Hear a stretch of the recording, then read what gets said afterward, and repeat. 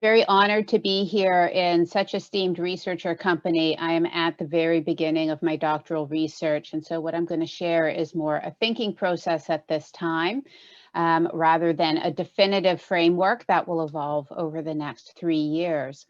So would like to share a little bit about where this started. And when I started working in this field, a number of researchers sent me a foundational Kluger and Denisi article, which has been cited several thousands of times and talks about the valence to feedback and how do we do appropriate feedback interventions. What they discovered eventually is that participants receiving a negative feedback intervention are more likely to exert more effort than those who receive a positive feedback intervention, but it's not that simple because a negative feedback sign is more likely to lead to feedback rejection. And people may raise their standard when they receive positive feedback. So at a bottom line, there are many contradictions and also some limitations that Kluger and Denisi imposed on themselves, that they were not interested in looking at the interpersonal side of feedback. They were only concentrating on task performance feedback interventions. So this made me realize that there's a relationship piece that has been understudied in feedback as well. This takes me to a personal story about a son. My child, when he was in grade 2, was having some difficulty at school. And me being fresh out of my master's of applied positive psychology, I had suggested to his teacher that she spend more time catching him doing things right. And she noticed that when she did this, not only did it increase his task performance, he was doing better in school and in getting along with others, but it changed their relationship quality as well. And in fact, she started taking this approach of catching other kids doing things right, and it changed the quality of their relationships as well. So anecdotally, I knew there was another dimension to positive feedback that the research did not seem to be capturing. We also have a negativity bias. We spend more time noticing what is going wrong. The negative outweighs the positive for us. We see this in Baumeister's work. We see this in Barb Fredrickson with her updated thinking on positivity ratios, looking at that 3-to-1 positivity. The Gottmans with Levinson, they notice that in stable marriages, this is a 5-to-1 positive to negative ratio. And so why is so much of the feedback literature focused on, first of all, when things go wrong, because we know that's very heavy and weighty for us, and focused on the task performance and ignores a lot of the relationship side? So to sum up, we know that there is a valence to feedback, and research up until the past couple of years has been split on whether positive or negative feedback is more effective for task performance. It's demonstrating that connection is very complex and again does not take into account the relational quality. Furthermore, I have found that researchers are throwing this term of positive feedback around without a clear definition on it. And positive feedback seems to encompass various constructs like praise, acknowledgement, recognition, sometimes rewards. There's a huge gap in the management and the leadership literature. What I've been able to find so far is that generally positive feedback focuses on accomplishments, strengths, and correct responses. There are many, many synonyms in English for this, but they're nuanced. They're very different.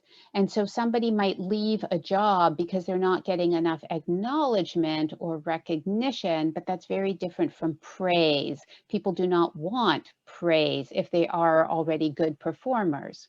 So for my research purposes, what I'm going to be investigating further is that this is about feedback delivered by a manager verbally to an employee in a workplace in the course of a normal conversation. I would like to separate this from the formal performance review process. There's a fair bit of literature out there on strengths-based performance reviews. I'm interested in the conversations that managers are having with their employees in the hallways or kind of casually over a cubicle wall. I am looking at both process feedback and outcome feedback at this time, although I may end up specializing. And generally, this is in the notion of encouragement, encouraging the employee on doing something right if it's an outcome or doing something well if it is a process. And there's this sense of you're on the right path. And I'm looking for two particular outcomes. Does this sort of feedback enhance task performance and relational quality? Generally speaking, we know that that negative feedback is more powerful. That ties right into the positivity ratios. But that negative feedback could demotivate.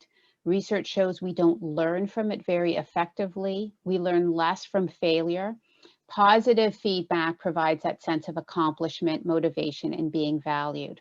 So at this point in the literature, we might think we need to switch to more positive feedback, but it's not that straightforward. More recent research is starting to show that negative feedback can be more motivational for experts. And it's starting to look like novices are more interested in the positive feedback because it enhances their sense of commitment to the task and the learning process, which we all know can be quite arduous. Whereas experts, and that is a relative term based on their own self-concept of their expertise, they are more motivated by the negative feedback and what it is they're doing wrong and how to fix it. We also know from Carol Dweck's research on mindset that praise can encourage a fixed mindset. So it's not just enough to tell somebody you're doing a great job, oh, you're so smart, you're naturally talented at that. That can actually encourage less learning. So the how is not addressed in the literature so far, and that's the gap that I'm looking to address.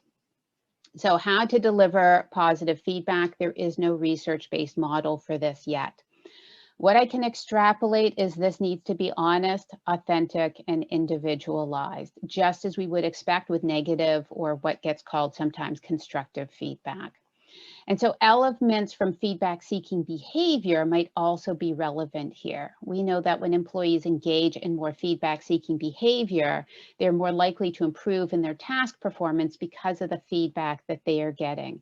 And some elements and conditions of that feedback-seeking behavior include frequency, the source of the feedback, the timing, and the topic.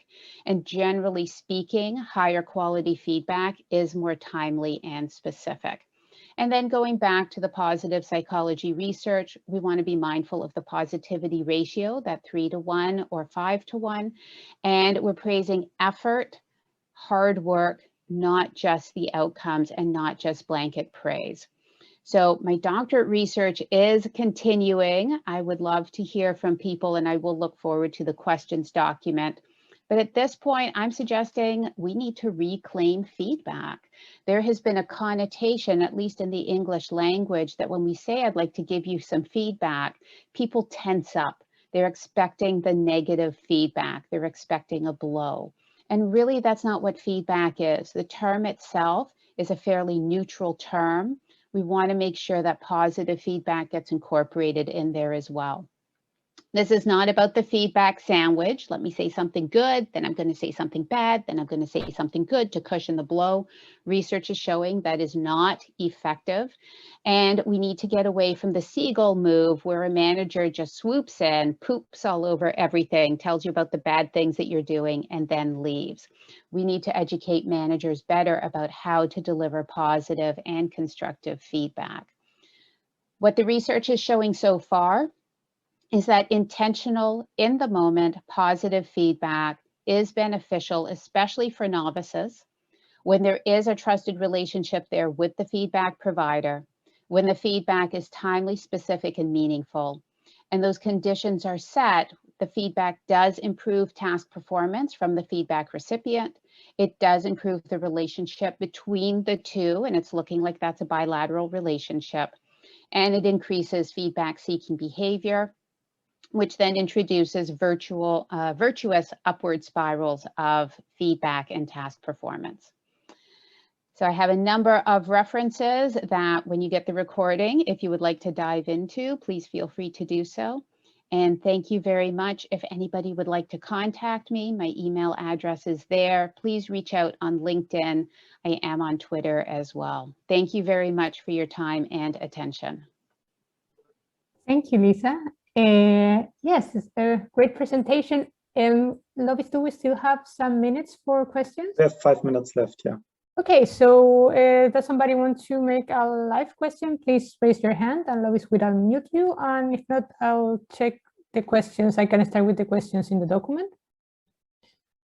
So we have one question that is, how can we ensure positive feedback is not patronizing? We need to unmute you, sorry. Not working? Yeah. Okay, there it is. Yes, thank you. Sorry. That is a really good point, and that is part of what I'd like to discover in the research. So I think trust in the relationship will go a long way towards that intent.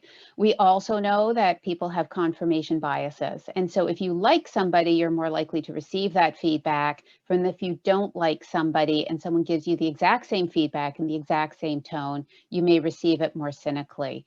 So it is something that I will be looking into. Certainly in my coaching world, I have coached clients who have said, I don't want to hear more positive feedback from my boss. It is coming across as patronizing and very blanket, and I need to know what to do to improve. So I think that's a really important element to consider. Okay, good. So we have another question that says, paying off the answer to the question in the previous talk, could negative feedback in more respectful climates be another answer? I'm not sure if I understood. Could negative feedback in more respectful climates be another answer? I wonder if that's making a connection between my talk and Dr. Ringer's talk. Yes, I think so. I'd be interested in her take on that, honestly. I'm muted. Okay, I was just busy writing an own comment, but yeah, I was actually wondering, or I was reminded, because I have the same problem with the notions respect and recognition. There are so many different meanings, and in the literature, the scientific and the non-scientific. So it really reminded me. So maybe the social recognition approach would be valuable here as well. So to distinguish these three different social information that are communicated. So I don't know, was that the question or was that my comment? Not sure. Yeah, I think it is. Yeah, it's connecting how respectful climates. Yeah. Okay, we have another question about digital environments, and it's, would it be possible to get the benefits of personal relationships in feedback in a digital setting? Let's say with a chatbot, I guess, or something like that, or I don't know. Sure, why not? I think that even though the pandemic has forced a lot of people to work from home when they were not previously, we need to acknowledge that global organizations have had remote workforces for a long period of time, a decade. So there probably is some research out there on that, which I have not done a deep dive into yet. So thank you for that thought. Lois, do we have time? We can do one more question, yes. One more question. Do we have another question about gamification? So we talked about gamification yesterday. What central aspects of positive feedback would need to keep into a gamification? So is this like a certain currency, a magnitude, a frequency, progress map, or yeah? That's really interesting. So the people I know who are doing research into gamification, and I did not attend that specific session, but most people I know who are into gamification are connecting it to Ryan and Dici's self-determination theory. And self-determination theory does talk about relatedness, autonomy, and competency. And I would think that all of those can be enhanced by positive feedback. Certainly the relatedness piece, the autonomy, because I would think that it is increasing that sense of, I can make choices here, and maybe through the related competence, because it is this notion of catching people doing things right or doing things well, I would think that it would enhance that feeling of self-competence. And maybe there are some ways of tying it into the gamification literature. One of my doctorate colleagues is researching that, so that's a good note for me to reach out to him and find out what he's finding there. But I think there are some important connections, so thank you for that.